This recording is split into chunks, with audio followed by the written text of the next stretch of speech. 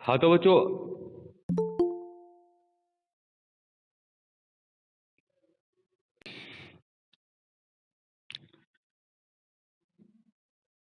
जो बच्चे लगातार क्लास में आए हैं वो जानते हैं कि हमने अपना सिलेबस कवर कर लिया है सारा।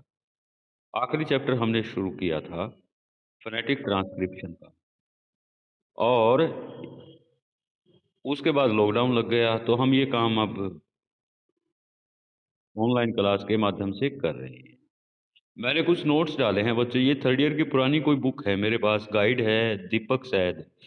अगर आप लोगों को कोई बुक की हेल्प चाहिए तो आप एमडी यूनिवर्सिटी की बीए थर्ड ईयर की गाइड ले सकते हैं, क्योंकि अपनी यूनिवर्सिटी की तो कोई हेल्प की गाइड है नहीं। और उसमें, हाँ जी,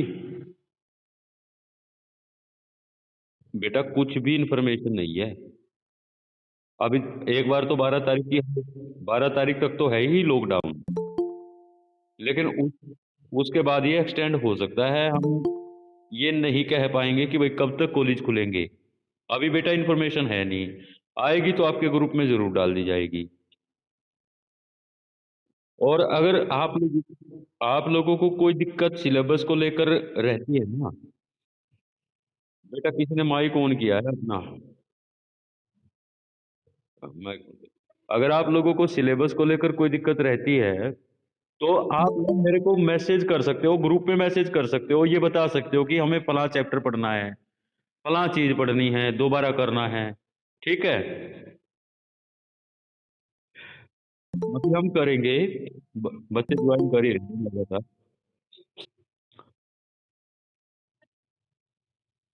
क्या चीज बेटा? पैरेललिज्म, ये छोटा सा चैप्टर है हमारा, एक बार हमने करा भी था। अब चूंकि हम इसके फोनेटिक्स के बीच में हैं, आज का पीरियड तो इस पे लगा लो आप, और कल आपको पैरेललिज्म दोबारा करवा दिया जाएगा। आज ये पूरा हो जाएगा बच्चों। तो ग्रुप में आ जाओ आप एक बार।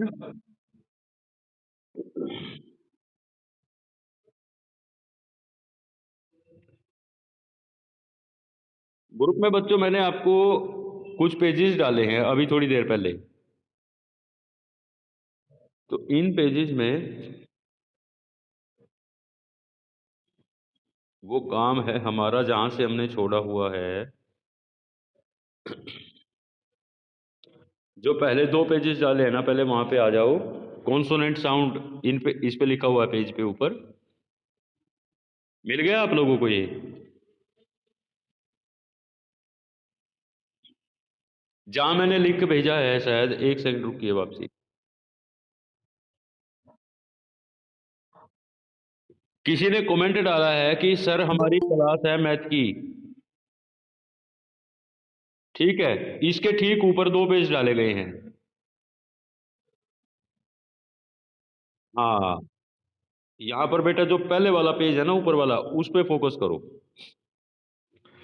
देखिएगा, जब हमने साउंड पढ़नी शुरू की थी, पी और बी, ये साउंड दोनों हम कर चुके हैं। हमने बताया कि इंग्लिश हिंदी में ऑलमोस्ट सेम है ये साउंड, कोई फर्क नहीं है, लेकिन पी पे एक चीज जहां आपने फोकस करना है वो ये है कि अगर ये शब्द के शुरू में आ जाए या फिर किसी स्ट्रेस सिलेबल के शुरू में आ जाए, वहां पर हम इसको एस्पायरेट करके बोलते हैं, इसमें ह की ध्वनि मिला देते हैं। ब को लेके कोई चक्कर नहीं है। हाँ, कई जगह पर अगर नहीं बोला जाता है तो वहां पर नहीं बोला जाता है। जैसे शब्द में अगर बी से पहले एम हो तो प्राय ये नहीं बोला जाता है, विशेषकर ऐसी दशा में जबकि सिंगल सिलेबिक वर्ड हो। जैसे यहाँ पर एग्जांपल दिया है कोम, यहाँ बी नहीं बोलते हैं। ठीक है, बोम, वो वहां पर भी बी नहीं बोलते हैं। टी और डी, यानी कि ट और ड, ये ध्वनियां भी हम कर चुके हैं बच्चों क्लास में। यहाँ भी कोई ज्यादा दिक्कत नहीं है। ट जो ध्वनि है, इसमें हम थोड़ा हेर फेर कर देते हैं बच्चों, एस्पायरेट कर देते हैं ठीक प ध्वनि की तरह, जब ये शब्द के शुरू में हो या स्ट्रेस लेवल के शुरू में। इसके बाद के और जी, के को भी हम एस्पायरेट करते हैं बच्चों, ठीक वैसे ही जैसे प और ट ध्वनि को एस्पायरेट करते हैं, कै को भी हम एस्पायरेट करते हैं। और ये अंग्रेजी हिंदी दोनों में एक जैसी साउंड है। अंग्रेजी में काइट हम कहते हैं, ठीक है। हिंदी में कुछ भी, जैसे कुत्ता क से शुरू होता है, सेम साउंड है, कोई फर्क नहीं है। ग साउंड भी सेम साउंड है बच्चों, अंग्रेजी और हिंदी में, इसमें भी कोई फर्क नहीं है। किंग जैसे ग और ग साउंड,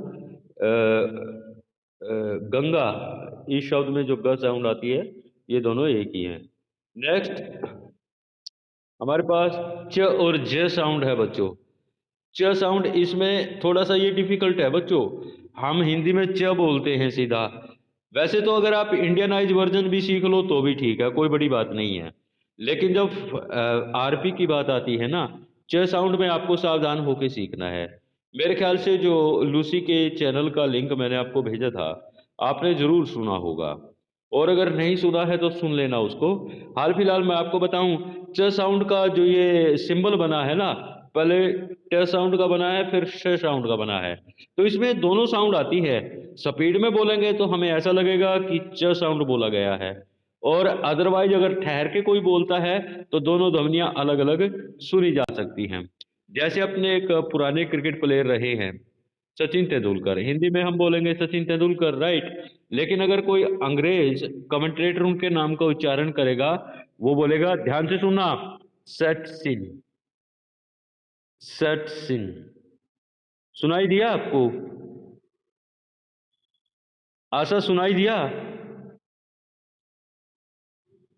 यानी कि ट और 21 वाली जो श होती है, दोनों की मिली जुली ध्वनि आती है इसमें, च में। लेकिन अगर स्पीड से बोलेंगे सचिन, जैसी ध्वनि निकलती है। समझ गए आप?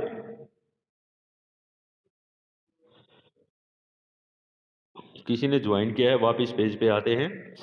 अब आइए ज साउंड पे। ये जज में, यानी कि जे, अंग्रेजी का अक्षर जे जहां ट्रांसलेट होता है साउंड में, ये साउंड बनती है बच्चों, ठीक है। जज में ये साउंड आती है, ठीक है। तो इस पे, ये अंग्रेजी हिंदी में एक समान है, इसमें कोई फर्क नहीं है। और अगर मैं आपको बताऊं, जैनल में, जॉइन में, जंप में, ये सारे शब्द ना इसी पेज पर दिए गए हैं। इन सब में ये सेम साउंड आती है। जो हमारी टिप ऑफ द टंग होती है ना बच्चों, वो पूरा क्लोजर बनाती है एक बार रूफ ऑफ द टंग के साथ, रूफ ऑफ द माउथ के साथ। तो उसके बाद हवा एक साथ छोड़ते हैं और जज, जज, जज, इस प्रकार से प्रेशर के साथ हवा रिलीज होती है और ये साउंड निकलती है। इसके बाद नेक्स्ट साउंड पे आइए, फ और व साउंड है बच्चों। फ के बारे में हमने हालांकि बात की थी,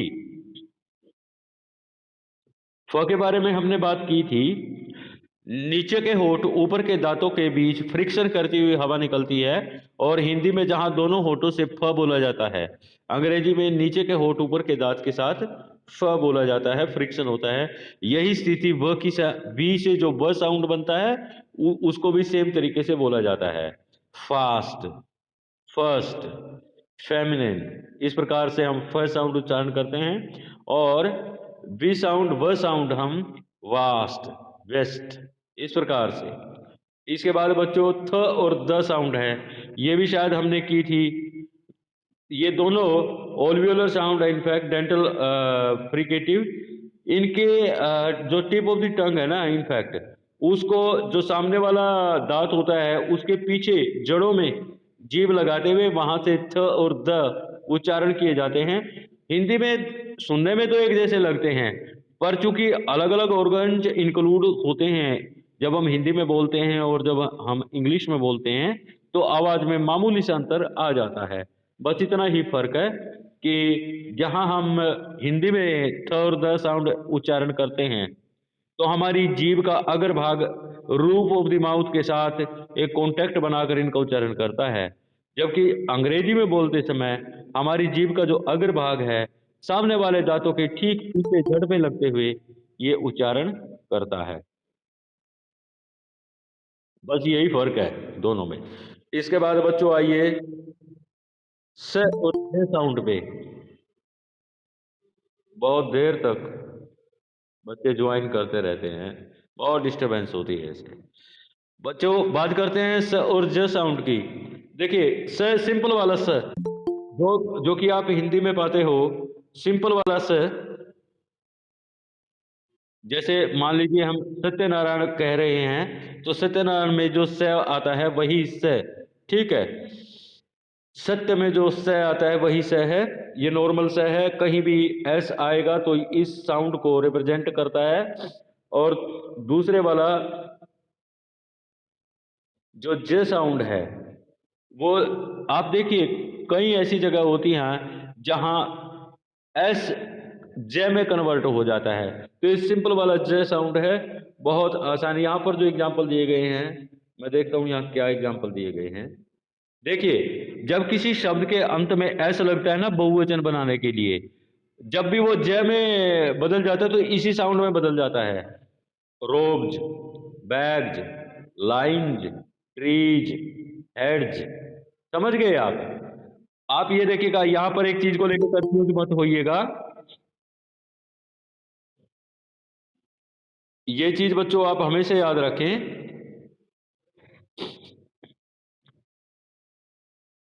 कि कुछ अक्षर ऐसे होते हैं जब हम उनके साथ एस लगाते हैं उनका बहुवचन बनाने के लिए, तो वहां पर एस का स भी हो जाता है। जैसे के बाद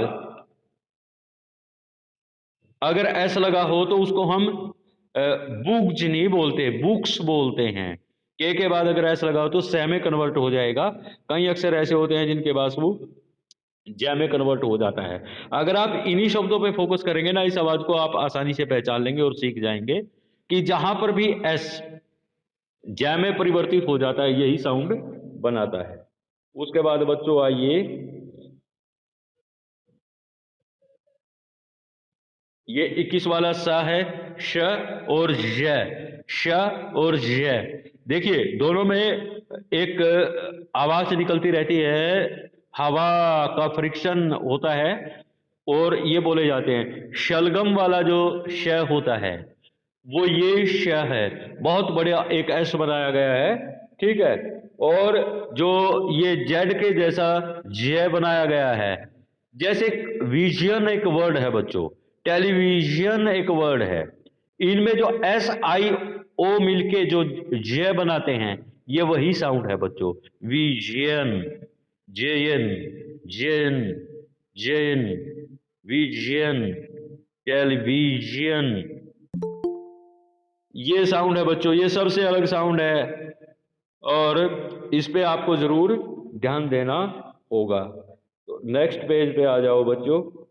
इनके जो एक सेकंड कन्फ्यूजन जो एग्जाम्पल दिए गए ना, वो आप साथ साथ बोल के देखते रहे, अदरवाइज ये आपको आएंगे नहीं, फिर आप कहोगे हमें किसी ने सिखाया नहीं है।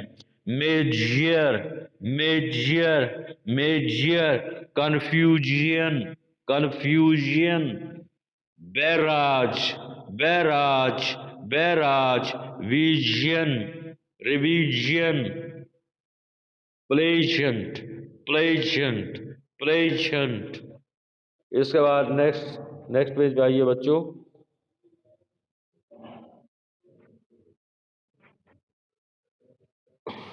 है साउंड है बच्चों, है साउंड में अंग्रेजी और हिंदी में कोई फर्क नहीं है। जैसे साउंड अंग्रेजी में बोली जाती है वैसे ही हिंदी में बोली जाती है, ठीक है। तो कंफ्यूज होने की कोई जरूरत ही नहीं है। अभी तक बच्चे ज्वाइन कर रहे हैं भाई, बहुत बड़ा डिस्टरबेंस हो गया। जितने भी आप ऐसे हेन जैसे है, सीधा ग्लोटिस एक साउंड है, ये गले से आती है, इसमें और कोई लिम्स इंक्लूडेड होते नहीं है। और इसके बाद बच्चों जो तीन साउंड है ना वो ध्यान से देखो। म साउंड है, न साउंड है, अंग साउंड है, अंग साउंड है। देखिए म, जैसे मेरे नाम में जो म आता है वह इसी इसी साउंड का एक द्योतक है, तो उसमें कोई फर्क नहीं। म साउंड आप, ये नस्वार साउंड है तीनों, नाक का रोल होता है इनमें, ठीक है, नाक से आती हैं तीनों की तीनों। इसके बाद न साउंड है, ठीक है, न से जो भी शब्द आप याद कर सकें। और जहां आई एन जी इकट्ठे आते हैं ना बच्चों जितने भी शब्दों में, उनके लिए ये एक ही साउंड दी गई है, जो पीछे अंग साउंड जो दी गई है। किंग में जो आती है आईएनजी, ये एक ही सिंबल है तीन आवाजों का, के आई सॉरी आईएनजी जहां पर आते हैं ना, ये एक साउंड है। न साउंड का सिंबल बना के नीचे थोड़ी घुंडी और बढ़ा देते हैं हम, यही है बस। यहाँ पर जो एग्जाम्पल दिए गए होंगे जैसे सिंग में, लॉन्ग में, इन शब्दों में बच्चों जो ये साउंड आती है ना, ये यही साउंड है। इसके बाद ल साउंड पे आइए बच्चों, जैसी हिंदी में है वैसे ही अंग्रेजी में है, कोई फर्क है नहीं। लेटरल कॉन्सोनेंट है, जीभ को एक साइड से एक साइड से टच कराया जाता है रूम ऑफ द टंग के साथ, और ये ध्वनि उत्पन्न की जाती है। जैसे ये वर्ड है लेट, ऐसा ही हिंदी में बोलेंगे, ऐसा ही अंग्रेजी में बोलेंगे। इसके बाद र साउंड आ जाती है बच्चों, इसको ध्यान से देखना है, इसको ध्यान से देखना है भाई। जो लेट कमर है वो भी इसको ध्यान से देख ले। ये 4-5 जगह पे आ जाता है वर्ड में आर, तब हम इसको कैसे बोलते हैं? देखिए, र को र बोलते हैं केवल एक जगह, अगर ये शब्द के बीच में आता हो, ध्यान से, इसके बाद कोई वाउल साउंड आती हो, इससे पहले कोई कॉन्सोनेंट साउंड आती हो। जैसे मैं एक वर्ड बोल रहा हूं बच्चों, क्रेन, CRANE, क्रेन। क्रैम, रटना जिसका अर्थ होता है CRAM, क्रैम। ध्यान से बच्चों, मैंने ये कहा है केवल यही एक स्थिति होती है जब हम र को र बोलते हैं अंग्रेजी में, शब्द के बीच में आर आता हो, उससे पहले एक कॉन्सोनेंट, उसके बाद एक वाउल आता हो, केवल यही हम र को र बोलते हैं। इसके अलावा यह शब्द के आखिर में हो तो बिल्कुल नहीं बोला जाता, अ हो जाता है। ठीक है, जैसे एक वर्ड है ग्रेटर, ग्रेटर, ग्रेटर में पीछे का आर नहीं बोला जाएगा, तो एक्चुअल इसका जो प्रोनाउंसिएशन होएगा ग्रेटर, ग्रेटर। मैटर, मैटर जिसको बोलते हैं मैटर, नहीं बोला जाएगा इसको। एक जगह जहां बोली जाती है और सबसे पहले मैंने आपको बताई है, शब्द के बीच में, शब्द के आखिर में इसका अ हो जाता है, शब्द के शुरू में हो, ध्यान से, तो इसका आधा बाउल हो जाता है ये साउंड अपने आप में। हालांकि सिंबल बनाया जाता है र का, लेकिन बोला नहीं जाता पूरी तरह, अ की अंदाज में बोला जाता है। जैसे एक वर्ड है rate, RATE, rate, Indianise version में हम इसको बोलेंगे रेट, लेकिन जब एक्चुअल आरपी को फॉलो करते हैं, 8, 8 ए में कन्वर्ट हो जाता है ये। इसके बाद आते हैं, अगर इसके दोनों तरफ, ये शब्द के बीच में हो और दोनों तरफ बाउल हो, दोनों तरफ बाउल हो, जैसे वेरी में, वाई आप जानते हो ना आधा बाउल होता है, वेरी, ये ड में कन्वर्ट हो जाता है, हालांकि सिंबल बनाया जाता है आर का, बोला नहीं जाता, अलग वैरायटी है वेरी। डिलीवरी, समझ गए आप, delivery, not delivery, delivery, very. लगातार जीभ हमारी रूफ ऑफ द माउथ से टकराती है और ये आवाज आती है। अब एक स्थिति रह गई है, आर आता हो शब्द के बीच में, आर से पहले आता हो कॉन्सोनेंट, सॉरी वाउल, और बाद में आता हो कॉन्सोनेंट। जैसे एक शब्द देखिए मार्ट, MART, मार्ट, यहां पर आर बिल्कुल खत्म हो जाता है, और जो इससे पहले वाला साउंड होता है ना, उसको डबल बना देता है, मैं की बजाय मां हो गया वो, मार्ट। फादर वाला आ हो गया, मार्ट, फाद, समझ गए आप। काट, CART, कार्ट जिसको बोलते हैं, काट, आर बिल्कुल गायब हो गया। तो ये 5 वैरायटी थी आर की। यहां पर सिंबल भी नहीं बनता है, याद रखना। अगर आर शब्द के बीच में आया हो, उससे पहले एक बाउल हो, उसके बाद एक कॉन्सोनेंट हो, तो यहां तो सिंबल भी नहीं बनेगा। इसके बाद जो ये साउंड वाई से जो रिप्रेजेंट करते हैं, ये साउंड जे जैसा सिंबल बनता है इसका, और एक डब्ल्यू साउंड। देखिए डब्ल्यू तो दोनों होठों से बोले जाने वाली एक साउंड है, ठीक है। अब बी और डब्ल्यू में अगर आप कंफ्यूज हो तो उसको आप नीचे के होठ ऊपर के दांत के साथ बोले फ की तरह, और डब्ल्यू को आप होठों से बोले ब की तरह। अपने आप स्थिति क्लियर हो जाएगी। व्हाट्स, देखिए व्हाट्स और व्हाट्स, व्हाट्स, व्हाट्स, व्हाट्स। जैसे हम व्हाट्सअप बोलते हैं तो ये दोनों होठों से बोले जाने वाली साउंड है, इस बात को आप याद रखें। और जो ये जे जैसा सिंबल बना हुआ है ना, ये साउंड का बना हुआ है, वाई से जो बनता है, जैसे ईयर, ईयर जिसको हम बोलते हैं, ईयर, यस, यस, ये साउंड है बच्चों, जो कॉन्सोनेंट साउंड है, जो हमने करनी थी, आपके साथ की हैं। अगर आपको कोई साउंड समझ नहीं आई है, आपको कोई साउंड पूछ रही है दोबारा, तो आप पूछ सकते हैं। इसके बाद आप कुछ टाइम ले लो, बेशक आराम से पूछ लेना मेरे से। बाद में भी आपको ये लगता है ना, देखिए आप सीखोगे बोल बोल कर। सबसे बढ़िया काम क्या है, आपके पास सामने वाला आदमी बोल रहा हो, साथ में आप भी बोलो। जब हम क्लास प्रथम में प्रवेश लेते हैं, इसी तरह से तो हम लैंग्वेज सीखते हैं। लूसी का चैनल का जो लिंक मैंने भेजा ना, इसीलिए भेजा है आपको कि आप उसको ना एक एक साउंड पे रोकते हुए सुने, साथ में बोलें बार बार, फिर अगली साउंड पे जाएं, फिर उसको दोहराएं पूरी वीडियो को। 3 मिनट की तो वीडियो है सारी, तो आप बार बार 4-5 दिन बोलोगे ना, सारी साउंड बढ़िया तरीके से बोलने आ जाएंगी आपको। इसके बाद मैंने कुछ शब्द भेजे हैं बच्चों, कुछ पेजेज भेजे हैं आपको। इसके बाद मैंने कुछ अगले पेजेज जो भेजे हैं ना आपको, वो डेली रूटीन के शब्द दिए गए हैं बच्चों। डेली इन पे आप ध्यान देना, इनको ट्रांसक्राइब करके देखना बार बार अपनी बुक में। आप अपनी नोटबुक में एक रफ कॉपी लगा लो, उसमें ट्रांसक्राइब करके देखना, उसमें इनके सिंबल बना के देखना, और सही जगह पे स्ट्रेस भी लगाना। तो ये आपको बोलने आ जाएंगे बच्चों, ट्रांसक्रिप्शन भी इनका आ जाएगा। जो भी महत्वपूर्ण शब्द है ना, इन पेजेज में आ गए बच्चों। 4-5 पेजेज होंगे, 4 पेजेज है मेरे ख्याल से, इनमें सारे के सारे आ जाते हैं। कोई शब्द अगर आपकी समझ में नहीं आया है, ये बोलना कैसे है, या इसका ट्रांसक्रिप्शन नहीं दिया गया है, उससे रिलेटेड भी आप मेरे को मैसेज करके पूछ सकते हो, कॉल करके पूछ सकते हो। और किसी बच्चे ने मेरे को कहा कि जी पैरेललिज्म दोबारा करा दें। आज के इस पीरियड में तो आप यही काम करो बच्चों, मैं चाहता हूं ये सबसे मुश्किल काम है फोनेटिक्स का। और इसके बाद फिर अगली पीरियड कल लगा लेंगे, तो उसमें हम आपको पैरेललिज्म दोबारा करा देंगे।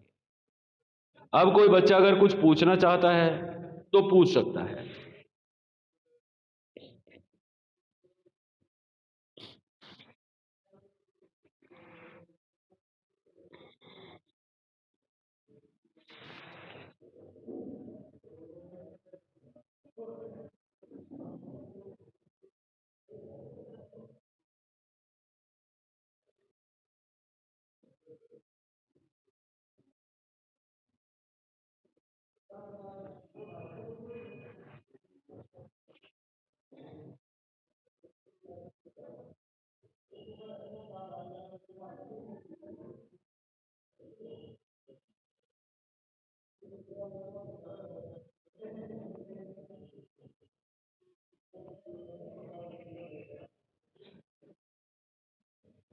ओके बच्चों, thank you very much, thanks a lot.